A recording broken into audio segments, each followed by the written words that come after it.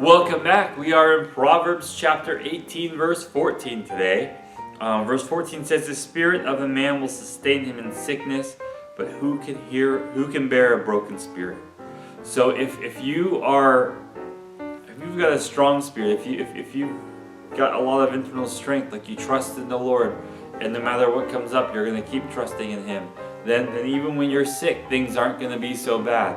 That spirit will sustain you. But if you've got a broken spirit, if you're heartbroken, then you'll probably die from whatever the sickness is. And even though it wouldn't kill you normally, because you're so heartbroken, you kind of just give up on life.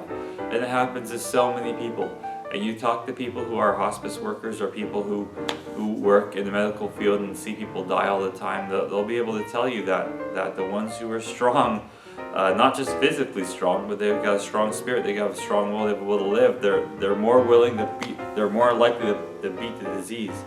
But those who are brokenhearted and those who are just sad all the time, they're gonna succumb to it and they're gonna die sooner. And so it depends on just how long you want to live, I guess. But if you have a better spirit, then you'll do better. So verse 15 says, "The heart of the prudent acquires knowledge, but the ear of the wise seeks knowledge." So if your heart's prudent, if your heart is hardworking, it's going to want that knowledge. Your ear is going to be more inclined to listen to knowledge. You're going to seek that stuff out. And so instead of trying to be entertained, you're going to spend your time trying to learn something. And a lot of people just, especially nowadays with entertainment so prevalent, they just try to be entertained. They want to watch a movie or a TV show or play a game or do something where they don't have to think about stuff. They can just enjoy not thinking, which is what amused is.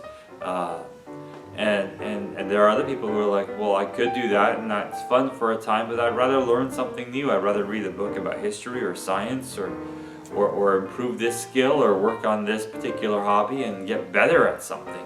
That's wiser than just being amused. So do that instead. Verse 16 says, "A man's gift makes room for him and brings him before a great man." So everybody can do something well. What can you do well? Hopefully I can teach the Bible. That's what I'm trying to do well.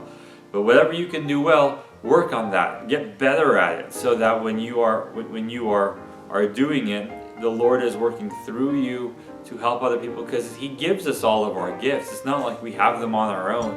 And so whatever gift God has given you, exercise it. Do it. And then you will kind of find what the Lord wants you to do in life as you do it. He wants me to teach the Bible. He wants you to do something else. So do whatever that is. And God will use it for His glory and for your benefit. So do it. Verse 17 says, "The first one to plead his cause seems right until his neighbor comes and examines him."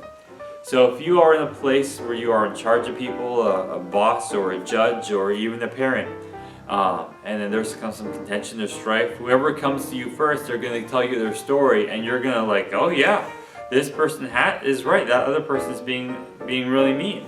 And then you hear the other side and you're like, wait, hold on a second, now this person sounds right and the first person's being mean.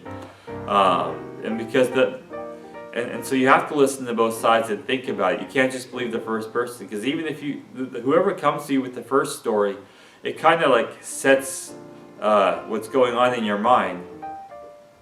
And it's more work for the second person, for the second story, to uproot what is already formed in your mind about it, even though you just heard 5 seconds ago. So be a thoughtful and careful judge, and listen to both sides and contemplate who is right and who is wrong before making a decision or before siding with any of them. You'll keep yourself out of trouble that way.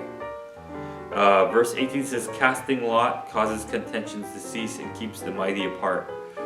So those who are more likely to fight over stuff, if you say, hey, let's cast lots, let's roll a die, let's flip a coin or whatever, then it's fair. And people are like, okay, it's fair, I can deal with fair. Even if I don't get what I want, as long as I don't get what I want in a fair way, then I'll go with it.